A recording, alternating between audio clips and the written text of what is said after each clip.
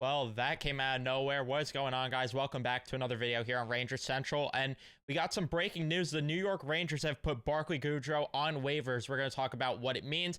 Is there a buyout coming? Is he going to just be buried in the AHL? Or what could happen potentially with Barclay Goodrow? Before we jump into everything, please be sure to leave a like on the video if you do enjoy. Subscribe if you guys are new, especially if you're a Ranger fan. And turn on your notifications so you know when I upload or go live. I am in shock, honestly, still that this even just happened. Just randomly here at 2 p.m. on a Tuesday, Barclay Goodrow put on waivers, and this was expected, but also not, because I don't know if he needs to be put on waivers to be bought out, but obviously they could go that route of potentially buying him out. And I know that a lot of people are going to say, why are the Rangers doing this after the postseason he had? I think the Rangers and a lot of other people see this as a scenario where it's not sustainable what he did in the playoffs. Shooting at a 40% clip is just not sustainable, and maybe a team is going to take him. So according to Vince Mercogliano, I'm just paraphrasing the tweet that he said here because I don't have it up with me, but he was basically saying that the Rangers are going to try to put him on waivers, and if a team claims him, great, then they're off the books with the contract entirely, and that would be best case scenario, because then you don't have to worry about a buyout, you don't have to worry about giving up assets in a trade, and you don't have to worry about him being buried in Hartford, to where you save some cap there. Instead, full 3.6, 3 years left, done with, off the books. That would be best case scenario. Worst case scenario, the Rangers would just keep him down with the Wolfpack in the AHL, at least on paper, and that gives them a little over $1 million to work with in the salary cap here. So that would open what they have right now if they have this roster minus scratches, which I should call up scratches realistically because it's going to happen. So we'll just call up like Offman and Mackey, just have a forward and a defenseman. 8.7 million. So it gives them a little bit of extra room to work with to sign a guy like Schneider. If they do want to keep lingering around, do that as well. Or they could go the route of buying him out, which I think is going to be the route that it ends up being. And the Rangers actually save cap this year if they buy out Barclay Goodrow. So what it would do is it would save them cap for this year. I want to move my face cam here so you guys can see the full thing. It would be $1 million of a hit the next year, which really isn't bad.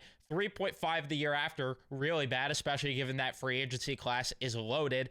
And then 1.1 for the 3 years after. So it's not like it is a terrible buyout if they wanted to go that route. But I honestly think, if you're going to ask for my opinion today on June 18th, I think there's a realistic world where a team is going to claim him. And I think the reason why I say that is because teams look for players like this in terms of leadership and stuff like that, as well as the fact that teams need to reach the floor. And this is best case scenario where he is on waivers, because I don't think that his no move clause could stop him from a team going, let's say the Chicago Blackhawks, who are probably going to need to reach the floor, from potentially claiming a guy like Barclay Goodrow. Or again, this could be a scenario where he's on waivers and then he's going to end up being bought out or something like that. I'm not sure what's going to happen with a guy like Barclay Goodrow, but either way, this is a huge win for the Rangers, in my opinion, because they need to open up cap. They need to do it. And I'm sorry but spending this much money down the middle, obviously moving Edstrom aside, spending this much money down the middle, you just can't win when you have that much money, pooled into your center core. And I know that you need to have a good center core to win, but you also they need to address the right wing thing, because as of today, this is just with what they have signed. Johnny Brodzinski's probably on paper the guy that's going to be the right wing on the third line this upcoming season. That just simply cannot be the case. They need to open up cap, and this was just one of the ways to do it, because I don't know how much value Philip Hedl has. I don't know if they even want to move Philip Hedl because of the fact that, again, he could be a valuable player if he stays healthy, but at the same time, you need insurance there, which that could be a pretty penny to spend as well. So you need to move Barclay Goodrow for that case. And then on top of that, Jacob Trouba, I'm not sure how realistic it is to be, to ask for him to be moved. So there are a lot of implications there with, what they could do cap-wise and who they can move. Barclay Goodrow was probably the clear-cut cap casualty of the offseason, if there was any, at least in my opinion, for any of these players on the roster under contract. So that's what I think is going to happen. I think they're going to end up either losing him via waivers, or they're going to end up buying him out. And if not, then I'm not sure what they're going to do, because it seems like they have an intention to get that contract off the books one way or another. And that makes me happy. I'm at least happy to see Chris Drury's going to try to be a little creative. I thought for sure they were going to be full stubborn and they were going to just keep Barclay Goodrow around and then try to trot out a similar roster the next year where, all right, Lindgren, come on back. And then, Schneider, come on back. And then they'll just keep the D core together, and that would, I mean, they could realistically be cap compliant if they want to with that sort of roster, because you would send a guy like, just say, Othman down, and then all of a sudden you have 8.4. That's plenty of enough room to sign two guys like Lindgren and Schneider to those deals, and then they slot back in on the back end. It's nice to see that looks like there's actually going to be a bit of a change with the roster up front, at the very least in the bottom six or wherever it may be. We'll have to wait and see, but it's nice to see that there's going to be at least something. I think they have to prioritize right wing first and foremost, and then on top of that, they have to prioritize the D core.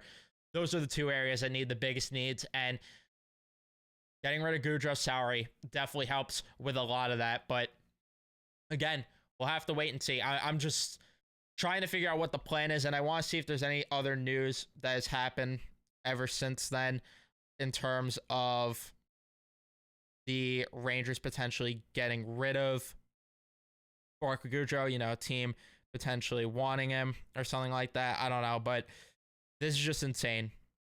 This is just insane. I'm sorry that I'm getting distracted right now by this. So here we go. Vince Mercogliano, if another team claims Goodrow, Rangers would save the full cap hit if they end up buying him out. Savings would be more next season, but it would come with penalties for the 5 seasons after that. Yeah, so pretty much what we broke down there. So really nothing else has been broken down or news has broken out in terms of this sort of deal here with Barclay Goodrow. But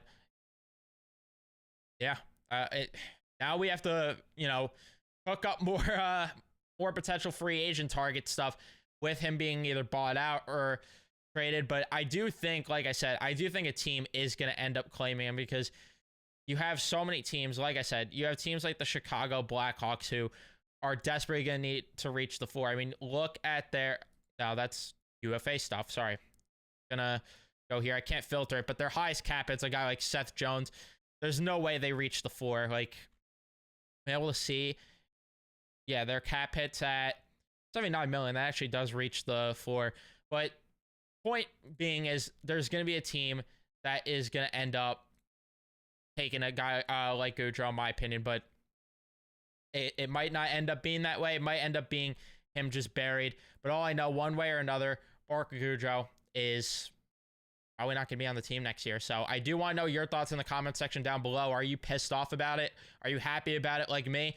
Or are you somewhere in between where it's like, all right, Goodrow might be gone, but let's see where they're going to utilize that cap space? Because at the end of the day, if they're going to utilize the cap space poorly, then it doesn't matter if they did get rid of Barclay Goodrow. They have to utilize that cap space smartly. We're seeing rumors about Patrick Kane potentially returning. We saw a rumor even of Jake Gensel potentially, the Rangers being interested there. So there are some more rumors coming out as we're inching closer towards the draft and free agency. So things could happen very quickly. Things could move quickly, and we could potentially see Barclay Goodrow off this roster entirely by tomorrow, which if that is the case, we'll of course be here to break it down and say what team he went to and talk about what that can mean potentially further for the Rangers. But that is going to be it for me. Thank you guys so much for watching. Leave a like if you did enjoy. Subscribe if you guys are new, especially if you're a Ranger fan. Turn on your notifications so you know I upload or go live next. And I'll see you guys in the next one.